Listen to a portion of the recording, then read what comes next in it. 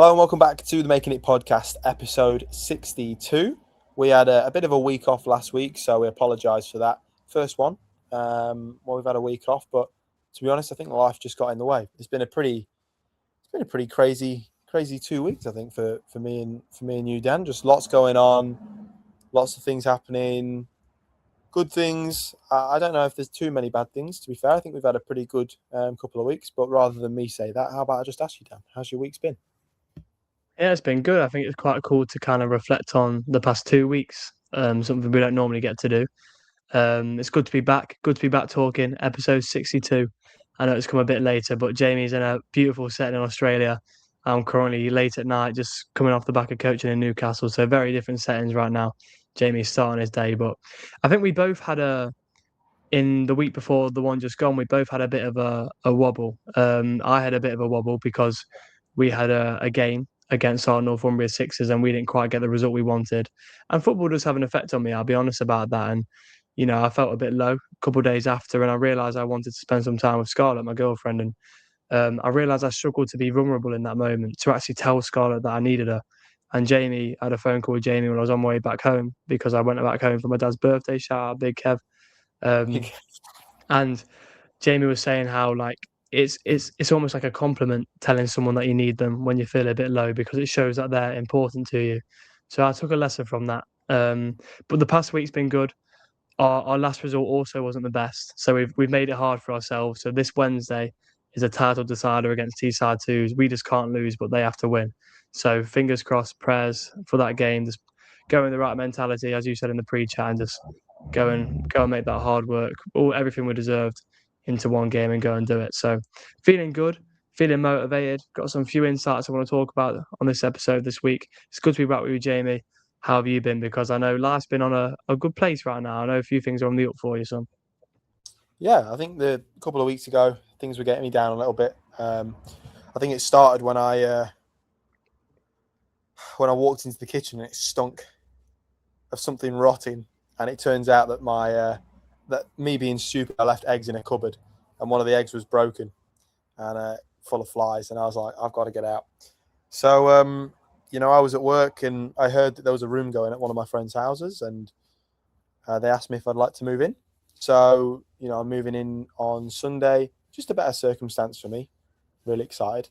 So that was one of the good things. I went and saw Jalen Ngonda, who's been someone I probably listened to a bit more last year and the year before, but he was amazing. I mean, the musical talent that guy has. It's like a newer version of Marvin Gaye with a little bit more of a poppy twist to it. Really, really amazing. So Jalen Ngonda, highly recommend you go and see him. A couple of beers before. Shout out Stu. We had a great time, me and Stu. So Jalen Ngonda, and then now I'm in Byron Bay. So I think I mentioned before that I was coming, but this is my Tell us how last that full day. feels, because it's like a full circular moment. That's where you started your Yeah, trip. yeah, it's hectic. It's to be back here is crazy. We're only doing Saturday to Wednesday because I thought my budget wouldn't really be able to cater for much more. I was probably wrong actually in hindsight, and I could have stayed a few more days, which would have been nice. But there is always a next time, so we'll definitely do it again. But I'll be honest with you, Dan. Coming back to somewhere where you felt a lot of pain and you struggled a lot, I was a little bit nervous, and I think when we were driving in, I was a bit scared because I'm like, I don't know if it's just going to make me feel the same again. Am I just going to feel low? What am I going to expect? Like it's the same place I used to walk around all the time. Coming back was like walking around it again for the first time. There's loads of new places opening up. The coffee shop that I used to go to is still there. I can't say they recognise me. It's been a long while. 7 months, since I was last here. 7 months, actually today, that I left Byron Bay. So, it's amazing to come back somewhere and to feel like you really love it, and it's like the first time you've been. We're going to go to the old beach where I used to live today, and then I've got coaching in the Gold Coast with the boys I used to coach. The 15s now and the 18s. So it's just like reliving it all again for a few days, and I think I needed that. I think I needed my last experience of this beautiful little corner of Australia to be something positive. Because I think the whole thing that happened with my mum's friend who I live with and stuff, it shouldn't overshadow like what an amazing place Byron Bay, Ocean Shores, Brunswick Heads really is. And can I just mention what it's like to kind of, because something I've been thinking about today is kind of stepping out of your environment a bit. And you were sending me some videos of you on a walk, and it looked lovely. And you were saying how you needed that, and you needed that trip, and how it's been really good for you, and how I know you've had, I remember when you went to Greece a couple of years ago, and you're like, bro, I really needed this trip. Like this trip's changed me. Like I've been thinking loads of things, and going away is a really good way to obviously come out of your environment and reflect. And so, I guess my question is, how has that been for you? Well, it's been great because Sydney, as you know, is a very busy place. It's a very cosmopolitan, you know, place. There's a lot of beaches and stuff where you can relax. So it's not like you're completely trapped in this big city, but it's busy, you know? And, you know, I've been used to the kind of the hustle and bustle of going to work, going home, late nights, going to the gym, you know, and whereas when I come here, it's like, lay it down. It's fine. You know, me and my friend who drove us up here, we're having a great time, you know, and I've just, lunchtime, buying a baguette and making a prosciutto, pastrami, tomato, basil, cheese, all that in a sandwich, sitting in the garden, reading a book, going to the beach after, then going out for dinner, then grabbing ice cream. You know what I mean? Coming home, watching a bit of, you know, The Sopranos, two TV series, a film, something like that. Waking up in the morning, going for a coffee, walk by the beach. All you can hear at night is the birds. You know, you can just hear the kookaburras, you can hear the cicadas in the trees. Like, I love Sydney because Sydney is home, and I absolutely adore it. But you know, sometimes you do just need to come somewhere relaxing. And one thing that being in Sydney has made me realize is, bro, I now understand why older people typically want to go on a quiet holiday after working for so long. Because sometimes I like to just go on a city holiday after living in a city for ages. But like when I've been in Sydney, it's like I need a rest now by the beach. There was this beach I always used to walk past, and I never actually went on it, not once. I just looked at it, and everyone always used to say it's called Watergoes Beach, and I went yesterday. Amazing. You know, the sun's kind of starting to dip. Beautiful weather. Really just relaxed. Not a lot of wind, and it's just like that's what you need sometimes. You know, you need that moment of clarity where you just kind of you sit in the water, you let the salt water go in your eyes. You know, you just roll about a bit in the water and play in the sand, do what you want to do, and you're like, this is it. This is what it's all about. This little moment in the water where you just get thrashed about by a massive wave you don't expect, or you know, you see a jellyfish, maybe it stings you, something like anything. All these little things, just amazing. And being back here has just been the most revitalizing experience. And I can actually say to you, Dan, I felt truly relaxed. I've not really done a lot except what I want to do, you know? That's And good stuff, man. that's what I need. Yeah, bro, it's so good. And I was saying to you how I went on a run this morning. I went and revisited where I used to live in first year, which is on the opposite side of the Tyne. And you come out and you see the city. And obviously, there's that place in Nottingham where I took you once, where you can come out and you get a view of where we grew up, um, Amazing. Chilwell, Beast and Long Eaton and everywhere. And it's just like, I find it so fascinating how we get so immersed in an environment. Like our whole life is there, all our worries, all our stresses, everything we've ever worried about is right there. But you realize that there's so much more to that. And when you take that bird's eye perspective, it's so cool. And you know, I vision like I don't know if you ever seen one of the old like Google Maps like icons where you know that little yellow man where you can pick him up and you can drop him somewhere. I almost imagine if you could take your little younger self like that, pick him or her up and put them right where you are right now. And you sent me that message from an inspirational Instagram saying you're somewhere right now you dreamed of being at, and your younger self would be like, wow, you know, in my example, would be like, wow, right now, um, Dan's on in a week where he could potentially win the league with his team that he football coaches. He's living in Newcastle. He's on an amazing run. He feels free. He's doing uni. He's living with uni mates. Always wanted to live with different friends and live with friends and stuff like that. And you're doing that. And it's like we get so immersed in the moment, we forget how cool it actually is.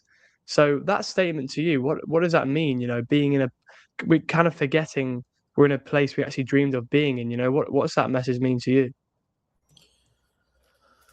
Means everything. You know, I think when you're so far from home, like I am now, you sort of forget to you sort of forget how to look back a little bit. Like, what does home really look and feel like? I've not felt it for so long. I've not felt the feeling of walking into the pub in the morning, walking out of the pub in the morning, going to Dom's and having a haircut, going into Beeston, meeting some mates, going to the Spoons, going to town, going to. Where did I have a dream about being the other night? Dan, I had a dream about being in the small Kookamarras. I had a dream we were in Kookamarras again, and it's just like all these little things that maybe you're a bit insignificant to you at home. They become pretty significant when you're out here because you're like, that is the core memories that you have. Not saying that Kookamarras is my core memory of home, but there's been some good times there, bro. We've had good times. But what it means to me is, Dan, is that often we do forget how far we've come. And I think as this year's gone by, I've become more and more grateful and more understanding of where I've come. At first I was like, I don't know what I'm achieving. I'm having a good time, but like things are stressing me out, running out of money. It's not that great.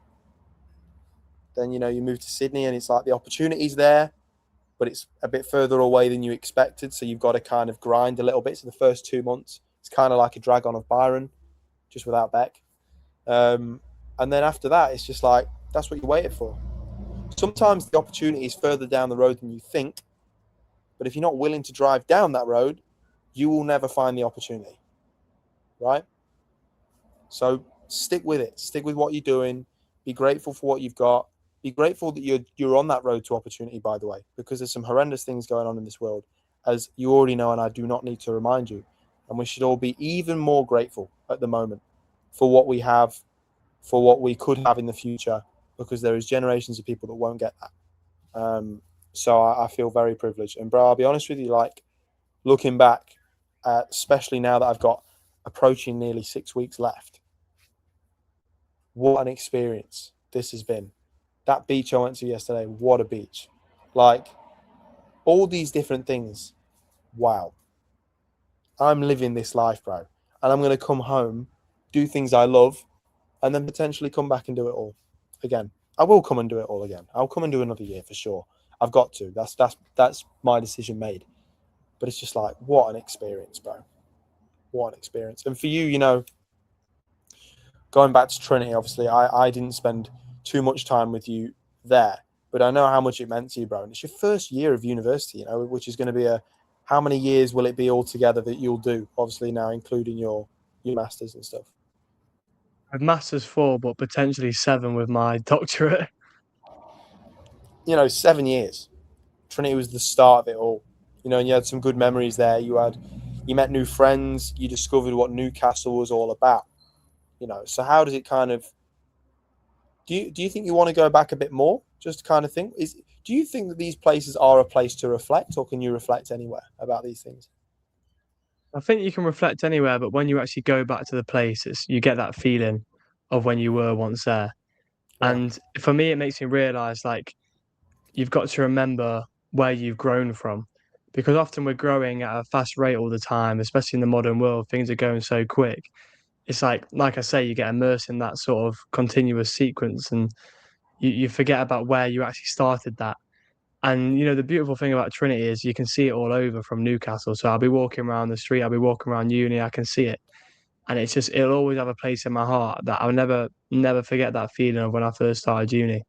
But it is just that importance of never forgetting where you kind of came from, and these moments where you push yourself out your comfort zone, these moments where you were struggling, but you like to think of where you are now. It's so important to reflect on that journey, and I feel like that then gives you motivation and gratitude to keep going and keep on that path. And another thing for me as well is just realizing like we've got to keep trying our best to remember the things that really matter to us, remembering why we enjoy these things. Because I also think that's another thing. We get immersed in something to the point where it becomes normalized, to the point where we don't enjoy it. It no longer becomes exciting. And it's like, how can you keep making these things exciting? Never forget that raw feeling of it. Like, say, for example, me and Scarlett, right? Obviously, we've been together over 2 years and a half now. In any relationship that's been going on for a while, even me and you, we've been like best mates for a good couple of years. When that relationship is first starting, you kind of cherish it a lot more. I always remember you saying to me, it's like having a brand new watch. Like you barely want to wear it because you don't want to scratch it, and then once you've worn it so many times, it's an old watch. But never forget that meaning when you first had it. And I realize like sometimes you forget when you're in a relationship and it's been for quite a while to do the small spontaneous things that kind of like boost and keep that excitement. So Scarlett's got a little Pandora bracelet. So, I thought, why not buy a charm for it, which says our initials on, and like carrying on doing things like that and writing her a letter. And I feel like with all these things, we kind of can forget that feeling, that excitement that we had when we first started our relationship and journey with them. And I think it's so important to kind of keep that ticking and never forget the raw feeling of that, because that's why you did it in the first place. And I think it's so important. But another thing I wanted to speak to you about, Jamie, a bit of a different topic is um, internalizing emotions. So obviously, I introduced a podcast where you told me it's good to be vulnerable and it's good to reach out to someone like Scarlett or close support system people and tell them that you feel a bit vulnerable. But I know I can find that difficult. I know there's a stereotype that males can find that difficult because it's a sign of weakness. So how are you when it comes to vulnerable moments and opening up? Bro, I'll be honest. I think I'm probably one of the most open people I know. And that's just the truth. I know there's some things I won't open up about. And, typically I would say that's things I'm insecure about because I feel as if I'm giving ammo to someone when I tell them my insecurities. You shouldn't feel that way, really. In reality, you should feel like when you tell someone about your insecurity, you should be like, okay, how can I work on this? Do we have a relatability here? Do we share some feeling? Will that make me feel better? If you feel the same, maybe it'll make me feel better, right? I've got bloody ants biting me. And I feel like my insecurity is giving ammo to someone if you tell them, you know? So, yeah, I feel like it varies person to person. But you should try and be as open as you can with people because, again, there is ways it can make you feel better. You can get good advice. Again, the relatability thing I think is important because most of us share that, right? When someone feels the way we do, that makes us feel special because it's like, oh, we got something in common. And you build that sort of herd mentality. It's like you and another person. Like, yeah, it's us together fighting this problem now. It's not just me and you fighting this problem together. And that's why I think it's interesting to understand other cultures, other identities, other things, because it's like, what struggles are other people going through? Do I relate to that? Can I help someone with that? And with your own problems, Dan, like, I've been super homesick. I've struggled with obviously debt going home, all these things. But when I talk to my friends about it, when I talk to you about it, when I talk to Deck about it, when I talk to my friends at work, God bless them, they're amazing people. Like, the issue doesn't go away. But I feel like, hey, I'm fighting it with someone. And I think that's really important, bro. I don't know about you and what you think, but I think it was nice, and I feel really honored that you called me to kind of say and talk to me honestly about how you feel. Because I feel like from a relationship standpoint, I feel like a lot of men feel like they can't say, I need you, because, hey, that's weak. That's like, I don't want someone who's weak. Or there's this toxic subculture of relationships now, I feel, where, and I'm not going to put it on any gender, men or women, because I think it happens both ways. I think women can't talk as much as they want to, and I think men can't talk as much as they want to. But I feel like there's this horrible toxic subculture that has kind of promoted putting people down for their emotions and calling it weak, and therefore separating men and women into categories of strong and weak. Weak is bad, strong is good. But it's just like, that is the biggest, I'm sorry to swear, Dan, that is the biggest load of bollocks I've ever heard. I think everyone speaking about their mental health is a sign of strength because they internalize it and call it weakness. So to come out there and face that fear of saying something. You're a strong person, and I don't think people should be categorized based on that. Yeah, I agree, man. And I think it's just tough sometimes because it is showing that sign of weakness, and we often want to look like we're bossing life and we're doing all right. But I like yourself are very open, and I'll often tell my friends and Scarlett and my family how I'm feeling. Um, but there are still certain moments where, like you say, it's quite tough to say to someone that you need someone, because it does feel vulnerable, and it's a weird feeling. But it came about because obviously I had that wobble, but also I've been researching because I've been doing my dissertation on competition anxiety. And one of the things I looked into was obviously my sample was like predominantly male, and so I didn't get some significant findings when it came to some like topics on anxiety. And that could be because they didn't want to admit that they were feeling anxiety. So that's what kind of came about there. Talking about my dissertation, I got to present it this week just gone in front of like fellow course mates and lecturers. That was really good. There was a good little moment where beforehand I had a random thought and an Elvis song came to me. It was a little less conversation, a little more action. And so I changed that to, instead of a little less conversation, a little less overthinking, a little more action. And I sang it in front of the audience. And at first I was like, do I do that? I thought, you know what? One day I'm dead. I'm gonna do it.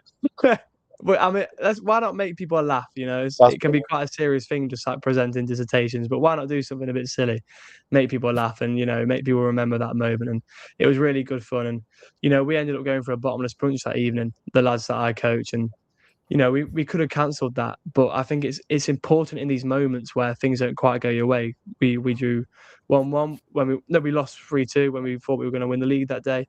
But it's still nice to go out and have a chat and debrief about it and stay a community. And going on board, I want to do that a bit more with my teams that I coach. Like win, lose or draw, we go out together and we have a chat, or we go for a drink after the game and just chat about it. And we're a team, we're united. And that goes to your support system. In these low moments, you need people. It's people that bring you back out of it. Me calling you, me wanting to speak to Scarlett. So when you have your wobbles, what are your typical things you go to kind of help you through them? Because they're not going to necessarily make you feel 100% better, but they at least help you get through them. Well, I love a call with you, bro. I had my first phone call with Declan for a while. Me and Dec are more texting people, when it comes to us two. Everyone's different, but me and Dec tend to text a lot more than we call. We spoke about nothing related to mental health or what's going on. We spoke about how he's in Poland cleaning up a garden, and now he's having to boil water on a stove for his showers. Just random things. And I enjoy that. Sometimes I enjoy not the distraction. I just enjoy just something different. What causes your anxiety? I would say for me, money, living, all these things. All right, well, let's talk about something else. Can you live? Yeah. Have you got enough money? Yeah. All right. Okay. We can talk about something else without panicking. That's fine. Usually I'm worrying about things that are happening in the future. What's my pay packet going to look like in 3 weeks when I need it for this? Who gives a shit? When it comes to that, worry about that. Always put in plans to make sure you're safe financially and all that kind of stuff. Let's talk about something different. What are you doing at the weekend? You want to go for a coffee tomorrow? All these things. And I'm trying to get in as many coffees as humanly possible at the moment. If it means I have to have 2 a day, I'll have 2 a day, Dan.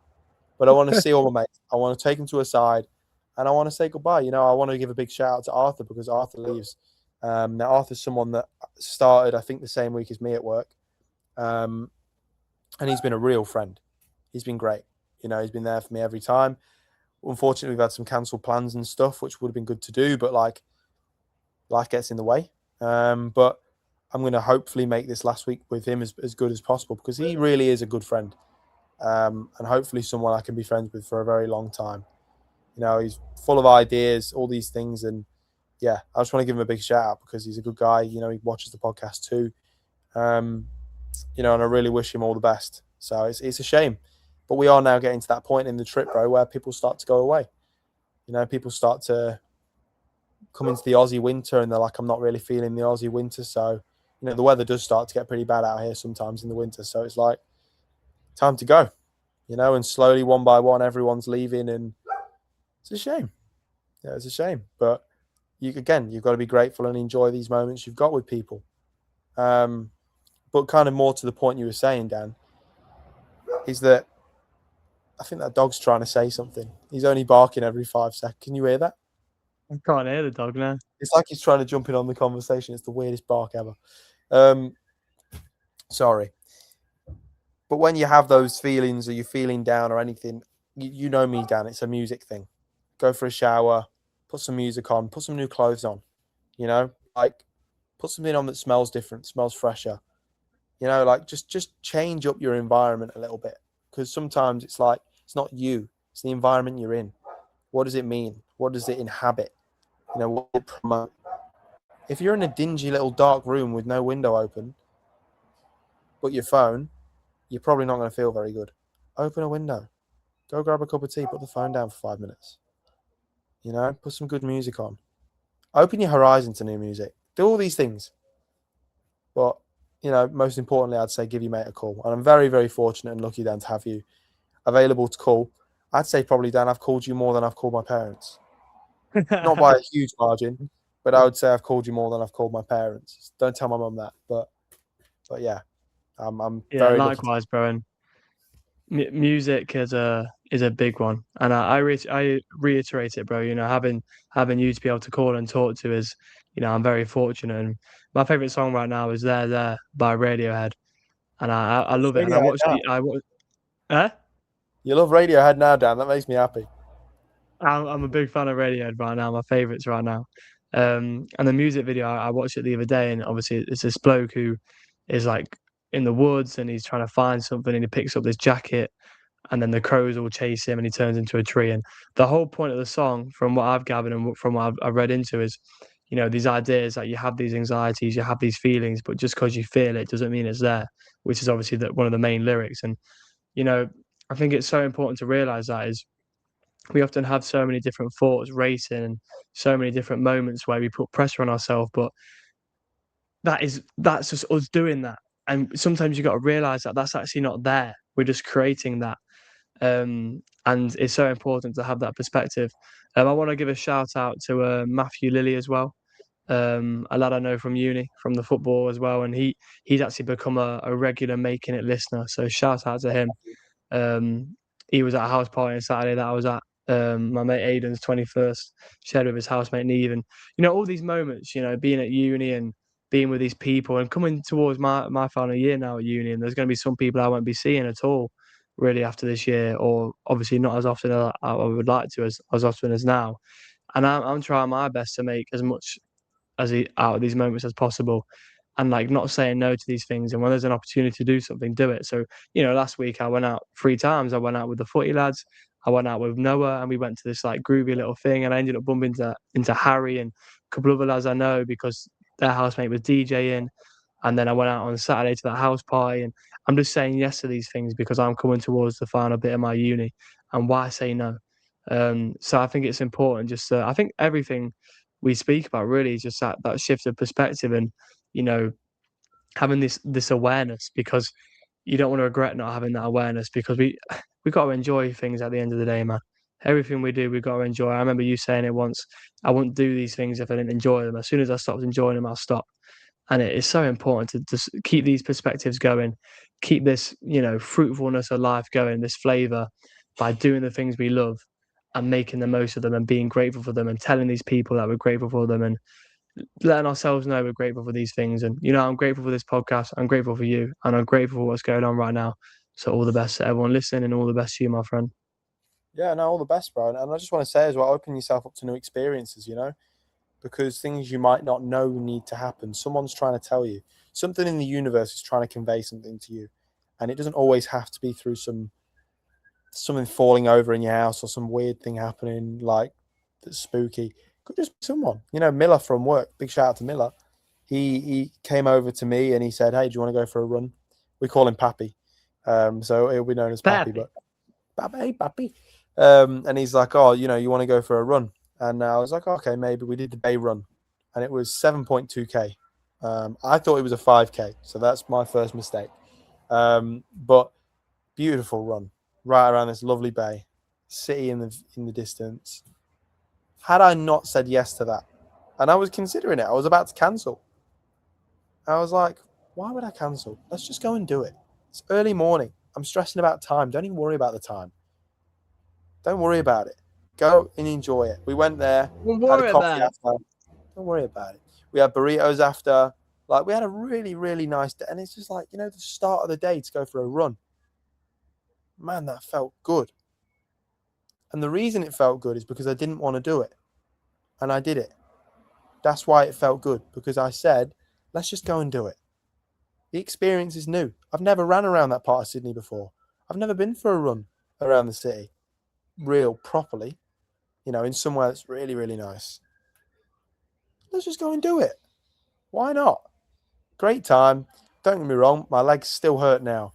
But, like, it was fun, Dan. And that's what it's all about. And, everyone who's trying something new for the first time, good on you. Keep doing it. I'm aiming this year to be more consistent as a human being.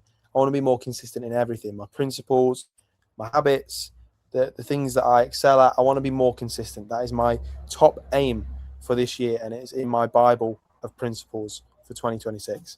But I just want to give a shout out to you, Dan, for being a good friend. Big shout out to Mick, who I'm in Byron with at the moment, who's been, one of the most amazing people I've met out here. A big shout out to my mum, everyone that's made this possible. And yeah, big shout out to you. Just won a Grammy. I know. I just won a Grammy. I actually like the theatre and the opera, so I have one of those, Timothy Chalamet. No, I'm only joking. But yeah, to you listening, thank you so much for continuing to listen. Thank you for the messages to both me and Dan to let us know that you listen, to let us know that you enjoy it, give us your feedback. We appreciate it. Whether it's one of you or 50 of you or 1,000 million of you, we appreciate every single one of you, and it means so much to us. And we will continue to do this podcast for as long as we possibly can, or until Dan decides he wants to kill me. So that's it. That's a wrap. Episode 62. We'll be back next week for episode 63. A few more after that, and then hopefully we'll have one in person. In the next 2 months, we could be seeing each other again, Dan. So how exciting is that? Thank you for listening. Episode 62. Making It Poddy on all our social media. makingitpoddy@gmail.com. Email us, text us, take the mick out of us on TikTok and Instagram. We're looking forward to seeing you next week. Every Tuesday, 10 in the morning. See you soon. Take it easy, everyone. Peace out.